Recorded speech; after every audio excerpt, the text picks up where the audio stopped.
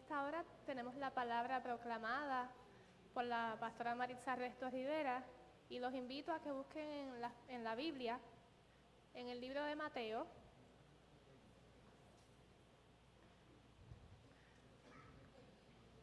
Mateo capítulo 4, versos del 1 al 11, y les voy a invitar a que se pongan en pie para leer la palabra cuando la tengan. Mateo capítulo 4, versículos del 1 al 11. Entonces Jesús fue llevado por el Espíritu al desierto para ser tentado por el diablo. Y después de haber ayunado 40 días y 40 noches, tuvo hambre. Y vino a él el tentador y le dijo: si eres hijo de Dios, di que estas piedras se conviertan en pan. Él respondió y dijo: escrito está, no solo de pan vivirá el hombre, sino de toda palabra que sale de la boca de Dios. Entonces el diablo le llevó a la santa ciudad y le puso sobre el pináculo del templo y le dijo: si eres hijo de Dios, échate abajo, porque escrito está, a sus ángeles mandará acerca de ti, y en sus manos te sostendrán, para que no tropieces con tu pie en piedra. Jesús le dijo: escrito está también, no tentarás al Señor tu Dios. Otra vez le llevó el diablo a un monte muy alto, y le mostró todos los reinos del mundo y la gloria de ellos, y le dijo: todo esto te daré si postrado me adorares. Entonces Jesús le dijo: vete, Satanás, porque escrito está, al Señor tu Dios adorarás, y a Él solo servirás. El diablo entonces le dejó, y he aquí vinieron ángeles y le servían. Amén. Tenemos la palabra proclamada por nuestra pastora Maritza Resto. Que el Señor les bendiga. Amén. Gracias, Mariel. Y la niñez en este momento va preparándose para llegar a sus salones. Mientras eso ocurre, déjenme hacer dos observaciones. En primer lugar, ¿dónde está Sammy? Por ahí está Samuel todavía, ¿verdad? Bueno, él tiene sustituta en la dirección del coro. En unos años, Graciela te va a sustituir. Mientras él dirigía, lo que pasa es que yo estoy al frente, hermanos, y lo veo todo. Ahí estaba Graciela. Ella miraba a Samuel. Y lo que hacía Samuel Iván dirigiendo el coro, ella lo replicaba acá. Así es que fue una copia fiel y exacta de la dirección coral. La declaramos para los años venideros futura directora. Amén. O ayudante de Samuel Iván. Eso por un lado. Por otro lado, los himnos de esta mañana, extraordinarios, maravillosos. Yo no sé si ese segundo himno es de Manuel Fernández Vadillo, ¿no? Los dos. Oh, ok, los dos. Es un aguadillano, si no, mi memoria no me traiciona, presbiteriano. Así es que, para que ustedes sepan, hermanos y hermanas, que no todos son himnos de los ingleses, allá, y de los alemanes, y de los americanos, estadounidenses. Acá nosotros tenemos compositores extraordinarios, que llenan el alma y el espíritu, ¿saben?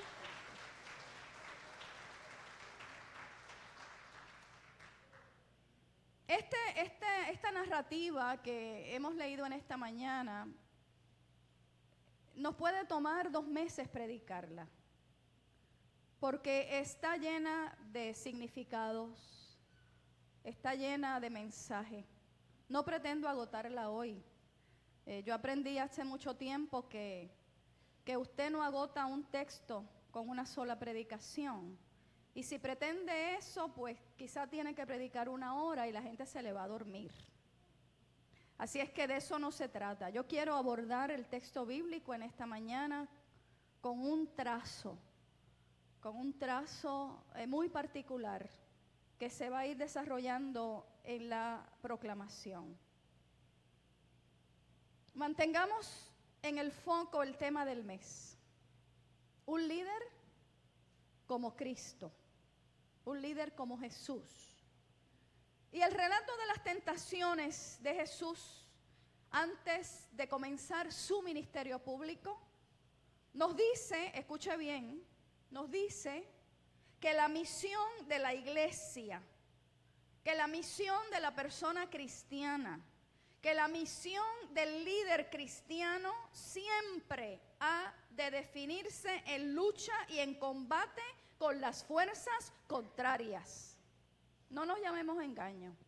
Esa es una realidad. Y está en la Escritura desde el Génesis hasta el libro de Revelaciones o Apocalipsis. Es interesante porque los textos con que Jesús responde al diablo pertenecen al libro del Deuteronomio. En alguna predicación futura vamos a comprobar que esos textos, que esa palabra que Jesús utiliza, están en una resonancia preludiada ya desde el Deuteronomio.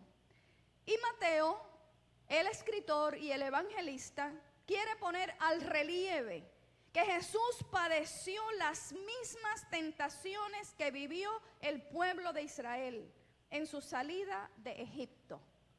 Pero Jesús no sucumbió a las tentaciones. Dé gloria a Dios por eso. Y se convierte en portaestandarte y se convierte en el fundador del nuevo pueblo de Dios, del que usted y yo somos parte. Quiere decir que las personas cristianas de la primera generación, cuando se escribe el Evangelio de Mateo, se interesaron por las tentaciones de Jesús de manera particular. No querían olvidar el tipo de pruebas, las seducciones y las luchas que tuvo que superar Jesús para mantenerse fiel al Padre y Dios que lo había llamado. Recordar las tentaciones de Jesús les aportaba a esta primera generación de cristianos y cristianas iluminación, fortaleza para poder resistir las tentaciones de su tiempo sin desviarse del llamado, de la misión y de lo que Dios le había encomendado como tarea misional. Cuando usted mira con detenimiento este pasaje de Mateo 4, del 1 al 11, se da cuenta que hay un choque entre dos fuerzas. Amén. Y que las dos utilizan la palabra. Y que tanto Satán, que el Señor lo reprenda y está reprendido ya, pero no podemos obviarlo, ni podemos ignorarlo, ni podemos dejar de hablar de lo que la Escritura dice de Satán. Quiere decir, hermano y hermana, que tanto Satanás como Jesús utilizan la palabra y utilizan textos bíblicos. Porque en este combate de los siglos chocan dos armas predilectas de Dios. Escúchenlo bien. La palabra y el espíritu.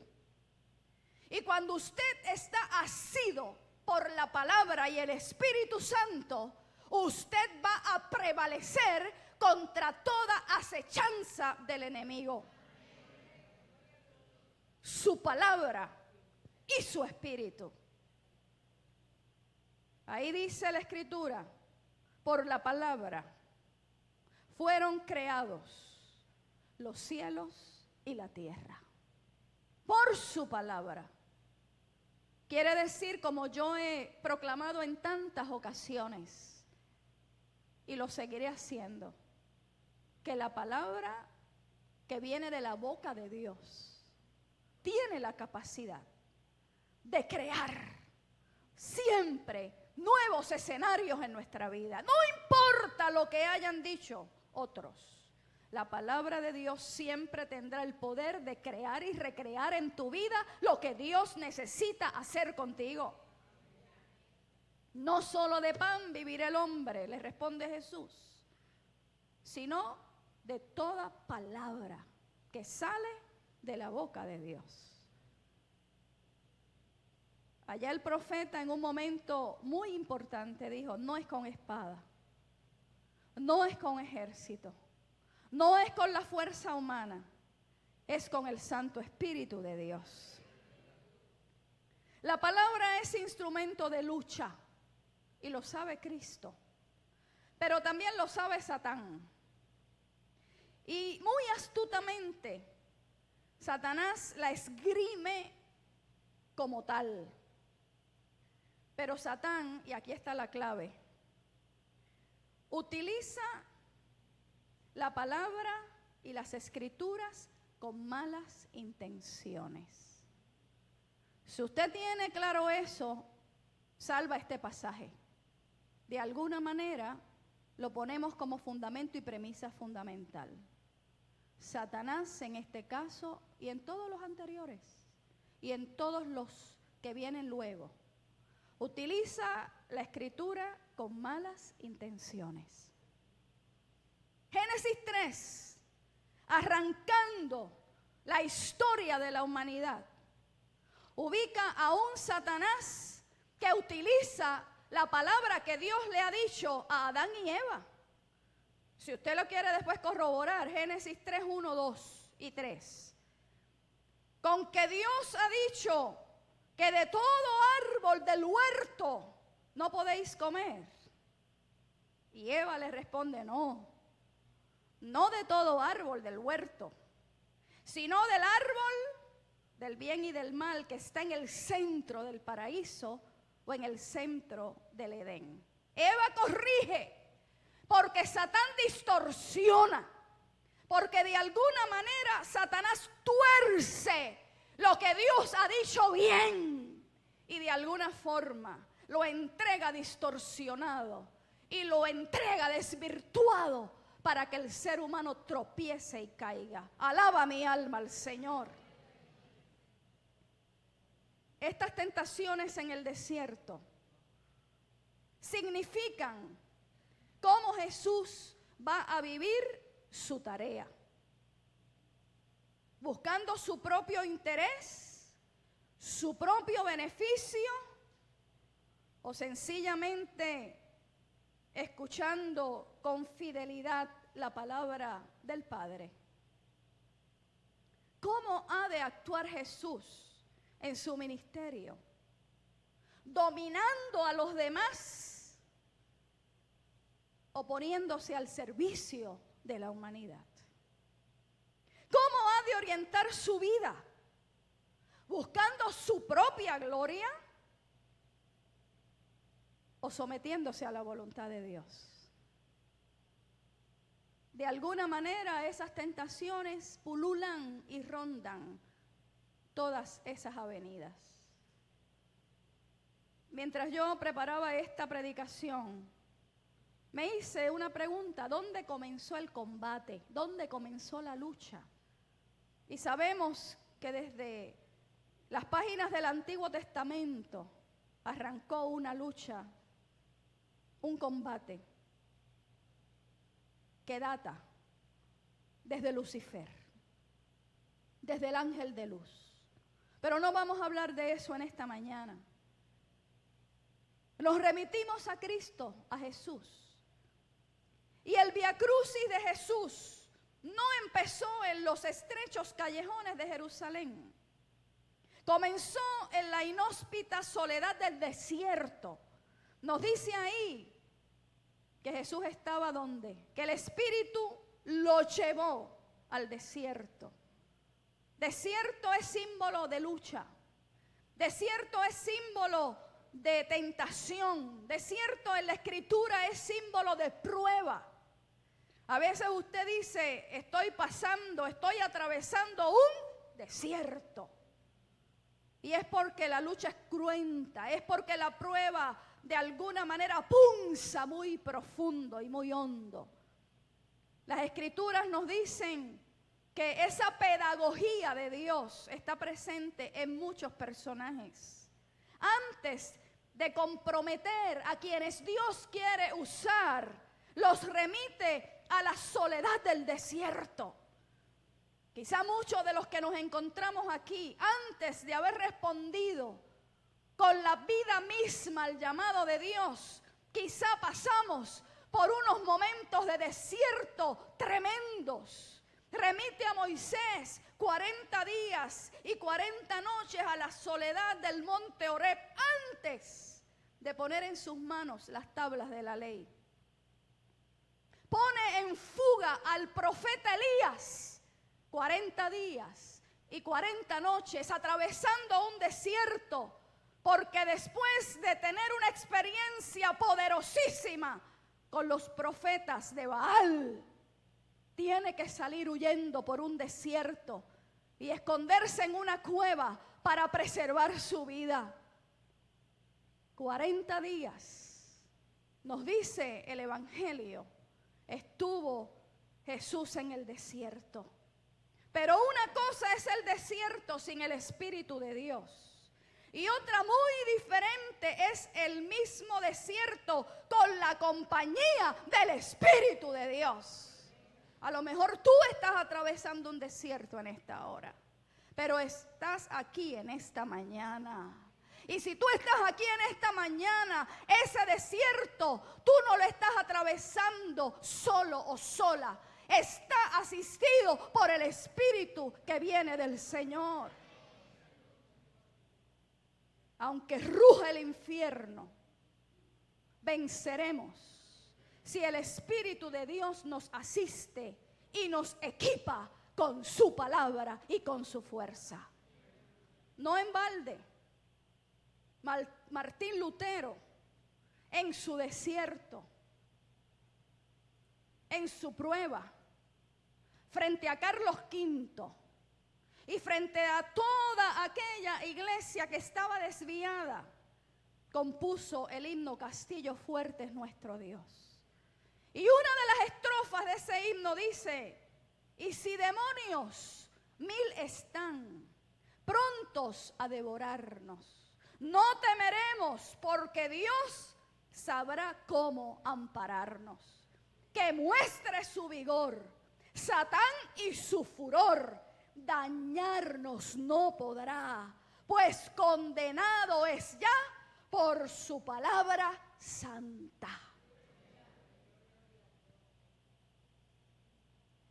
Una iglesia que no cultiva ese a solas con Dios. Y la iglesia eres tú.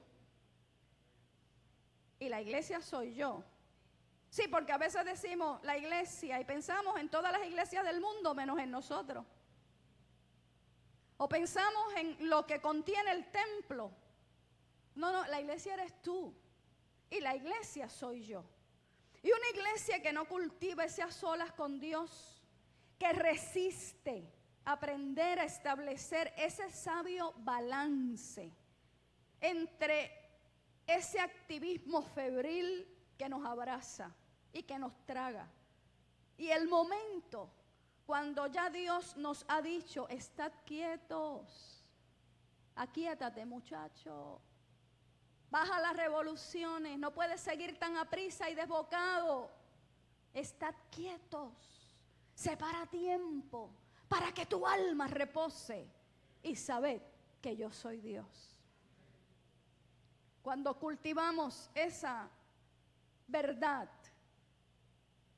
hermanos y hermanas, entonces de alguna forma nos acercamos al estilo de Cristo.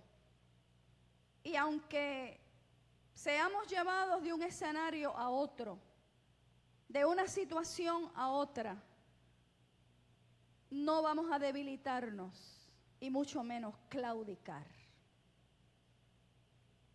Cristo, vemos ahí que desarrolló su ministerio en muchos escenarios. Aquí, de una manera simbólica, se dibujan. Y de todos esos escenarios, mi Cristo salió vencedor. ni en la debilidad que ocasiona el desierto, ni en la visión panorámica de los reinos del mundo, ni desde el pináculo más alto del templo, el Señor cayó o sucumbió. La lección aprendida es: Cristo es Señor siempre. Es Señor en lo alto y es Señor en lo bajo.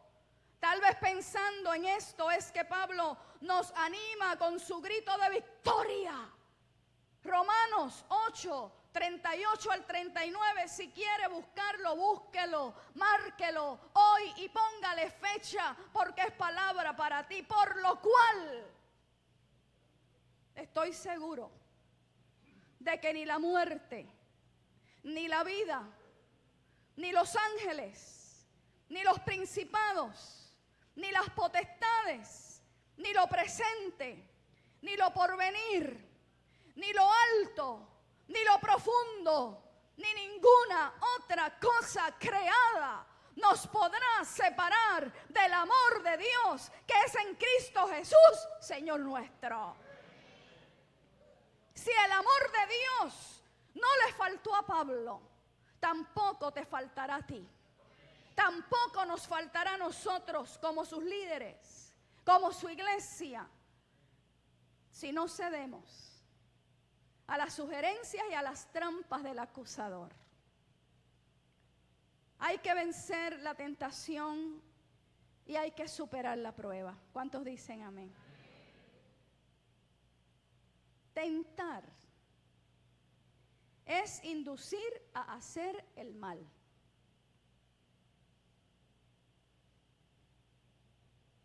Si es el diablo el que tienta, debemos saber ya que es engañoso en su estrategia. Si esa lucha y ese combate va a ser un continuo en nuestra vida, es mejor que conozcamos con quién luchamos y contra quién combatimos. Diablo quiere decir el que divide. Diabolos es el que divide. Y a veces divide tu mente. A veces, de alguna manera, divide tu voluntad. Yo quiero hacer esto y sé que es lo que Dios espera, pero lo que quiero hacer y sé que tengo que hacer, no hago. Divide nuestras lealtades. Divide la unidad de la iglesia, del pueblo de Dios. Siempre viene a dividir. Y también diabolos quiere decir acusador. Y eso es lo que hace. Tienta para hacernos caer y luego acusarnos de haber hecho lo malo. En este caso, Cristo es tentado por el diablo, por el diablo, por el que divide, por el que de alguna manera quiere que la lealtad y la misión de Cristo esté supeditada a un poder inferior al poder del Padre y dividirlo. Divide y vencerás. Así dijo Napoleón. Y Cristo no lo permitió. No lo permitió.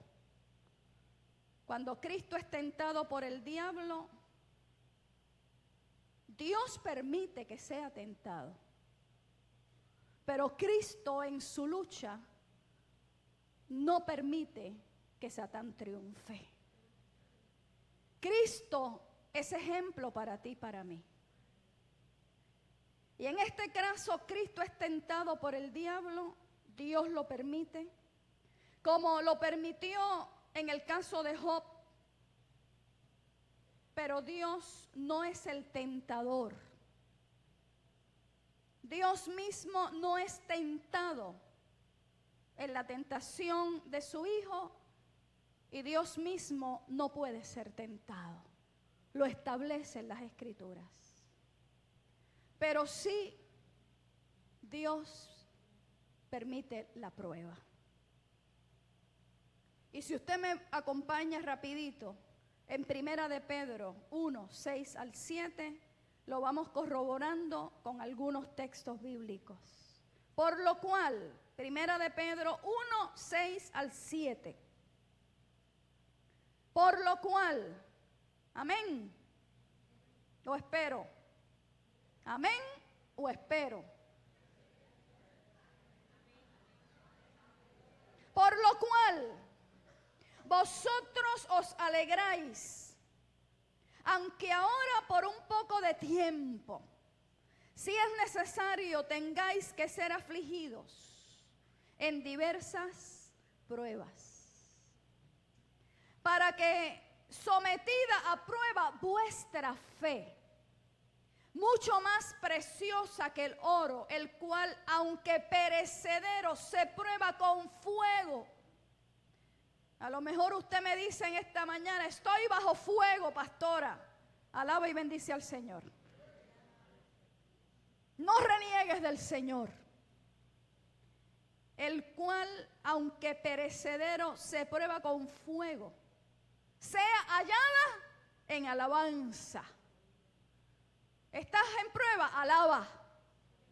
¿Estás en prueba? Bendice al Señor. En alabanza, en gloria y honra cuando sea manifestado Jesucristo. Dios permite la prueba en nuestra vida, no para hacernos caer, sino para fortalecernos. Su intención no es la de tendernos una trampa, sino capacitarnos para vencer el mal en el nombre del Señor. Romanos 5, 3 al 4. Busque rapidito si quiere, y si no lo escucha. Y no solo esto, sino que también nos gloriamos en las tribulaciones, sabiendo que la tribulación produce paciencia. Alaba al Señor. Y la paciencia, prueba. Y la prueba, esperanza. Y esa esperanza no avergüenza. No esperas en vano, porque todas las promesas del Señor en Cristo son el sí y el amén de Dios para ti y para mí. Y cuando se pone a prueba nuestra fe, el amor de Dios nos sostiene. Es el amor de Dios el que nos sostiene. Así que, a manera casi de conclusión, para vencer la tentación, hay que conocer al adversario y sus artimañas. Recuerda, Satán nunca obra en el vacío. Obrará en nuestras debilidades. Esa es una premisa fundamental que tenemos que saber. La tentación, para que tenga ocasión, se dará en el espacio concreto de la debilidad y de la necesidad humana. Esa primera tentación de Jesús se dio en el hambre, en el momento de la debilidad física de Jesús. Pero ante esa tentación, mi Cristo venció. La pregunta que yo te lanzo en esta mañana, y me la he hecho yo misma: ¿conocemos o estamos conscientes cuáles son los flancos más débiles nuestros en este momento? ¿Cuál es ese flanco débil que a veces hemos descuidado, que no le hemos prestado atención? Pues, si le dejamos un espacio a las fuerzas contrarias, créanme que del espacio hace una puerta grande. El Señor te invita a fortalecer esas áreas débiles por donde Satán puede penetrar. El Señor te invita a fortalecerlos cultivando una vida de intimidad y de obediencia a Él. ¿Cuántos dicen amén? Para vencer la tentación, segundo punto en esta conclusión, hay que conocer también la Escritura. Y hay que trazar esa palabra, hay que emplear esa palabra con la autoridad que viene del Espíritu. Efesios 6, amén, nos habla de la armadura de Dios. Y solo te voy a citar el verso que vincula con esto que estoy hablando, predicando o mencionando en esta mañana. Verso 17b, la segunda parte de Efesios 6, 17 versículo, esa segunda parte le llamamos B. ¿Qué dice?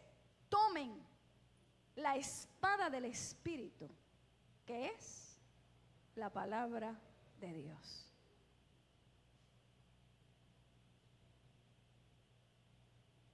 Efesios nos habla de que el día malo llega, ¿cierto? Ese día malo puede ser el día de la tentación, donde sucumbimos a ella. Ese día malo puede ser el día de la prueba, de la enfermedad, del momento de lucha suprema con algún familiar, con algún hijo, alguna hija. Ese día malo puede ser el día donde empezamos a dudar de las promesas de Dios y dudando empezamos a dar reversa en el camino de la fe. Ese día malo puede tener muchos nombres, pero si vivimos fortaleciéndonos en el Señor y en el poder de su fuerza, dice el verso 10 de ese capítulo 6 de Efesios, dice, podemos resistir el día malo y después de haber acabado todo, estad firmes.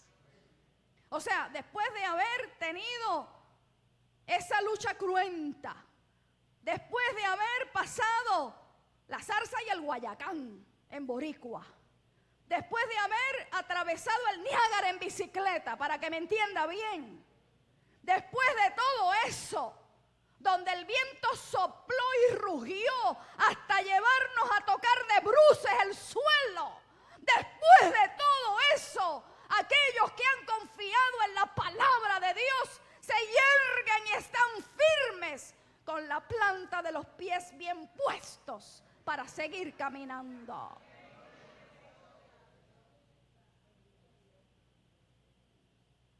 Satán siempre va a intentar llevarnos y mudarnos a su terreno. Pero yo quiero decirte algo hoy, hermano y hermana que estás aquí, líder que estás aquí.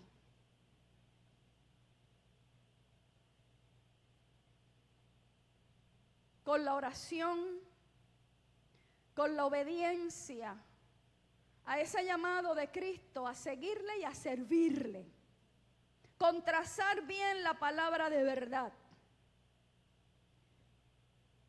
Satanás no puede mudarnos a su terreno. Él siempre va a querer arrastrarte a su terreno. Pero si tú usas las armas adecuadas, Él no va a poder prevalecer en tratar de arrastrarte a su terreno. Todo lo contrario. En todo caso, hermano y hermana, Cristo es dueño de la parcela de tu alma. En todo caso, Cristo es el dueño del terreno de nuestro corazón. Y no hay diablo, no hay fuerza contraria que puedan prevalecer. Los resistimos. Y si los resistimos, Él tiene que huir. Resistid al diablo y de vosotros huirá. Pero no te pongas a coquetear. No te pongas a jugar. No te pongas a acariciar el fuego, porque nos quemaremos. Cuando Jesús dice ahí, Mateo, resistió al diabolos con la palabra del Señor y con la obediencia al proyecto del Padre, ¿qué hizo Satán? Ustedes lo leyeron. Se fue. Se fue. Algunas versiones dicen que se fue por algún tiempo. Quiere decir que él va y viene. Él viene y va. Y muchas veces se viste con un ropaje y otras veces se viste con otro ropaje. Y muchas veces usa muchas máscaras y otras veces se las quita y está a cara descubierta. Siempre Satanás va a insistir hasta el final. Yo les voy a compartir algo que no hablo mucho, pero sí lo viví y es oportuno decirlo. Quizás faltando un mes para mi papá partir a la eternidad, hubo una mañana que me tocaba a mí cuidarlo y él me llamó a su cuarto y me dijo: Maritza, ora por mí. Me dijo: siento que hay unas fuerzas que pugnan mi alma. Y yo, eso a mí mire hermano, eso a mí me voló la cabeza. Y yo, mientras me preparaba para orar, en mi mente empezaban a pensar: pero ¿cómo es posible que esto esté ocurriendo? Pero si esto es un hombre de Dios que lo único que ha hecho en su vida es servir al Señor, ¿cómo es que esto es así? Pero yo, en obediencia a esa petición, pues yo empecé a orar. Y obviamente empecé a reprender lo que había que reprender. Y pasó. Hubo una paz en aquel lugar, en aquella habitación. Un mes después, obviamente, mi padre muere, y antes de morir, 5 minutos antes, y esto yo se los he dicho muchas veces, él nos llamó a todos. Y lo que nos dijo fue: cántenme el himno, oh yo quiero andar con Cristo. ¿Y cómo es que dice ese coro? Oh yo quiero andar con Cristo, ¿verdad? Y después dice: oh sí, yo quiero andar con Cristo, vivir con Cristo, morir con Cristo. Quiero serle un testigo fiel. Y a mí aquello se me quedó grabado por años y años y años. Aquella escena, aquella petición. Aquello de que siento que dos fuerzas pugnan por mi alma, porque tampoco uso una palabra distinta, pugnan, luchan. Y en el camino, en esos momentos de silencio, de meditación, donde tu mente a veces se va a viajar, yo le dije un día al Señor, saliendo de un funeral precisamente: Señor, ¿y qué fue aquello? Y el Señor me llevó a Job. Y de alguna forma el Señor me dijo: hasta el final, las fuerzas contrarias buscan que tú reniegues de Dios. En la prueba cruenta, en el momento de suma dificultad. Porque yo no le voy a describir el tipo de cáncer que le dio a mi papá, pero fue cruel y despiadado. Y en esa lucha cruenta, si tú no estás bien cimentado, puedes abjurar, renegar de Dios. Pero aquellos que están bien plantados en las manos y en la palabra de Dios, no importa lo que tengan que enfrentar. Como le dijo aquella esposa de Job: maldice a tu Dios y después que lo maldiga, muérete, porque no hay nada que hacer. ¿Y qué hizo Job? Nunca maldijo a Dios. Nunca abjuró del Creador. Todo lo contrario, aún en medio de su dolor, de sus dudas, claro está, de su finitud. Dijo, el Señor dio y el Señor quitó. Sea el nombre del Señor bendecido. Hasta el final. Siempre va a insistir hasta el final. Pero lo enfrentaremos como Jesús lo enfrentó. Con oración. Con la escritura bien empleada y bien trazada, como que es la palabra de verdad. Y con una vida entregada en servicio y en amor. Venceremos la tentación y superaremos la prueba en el nombre del Señor.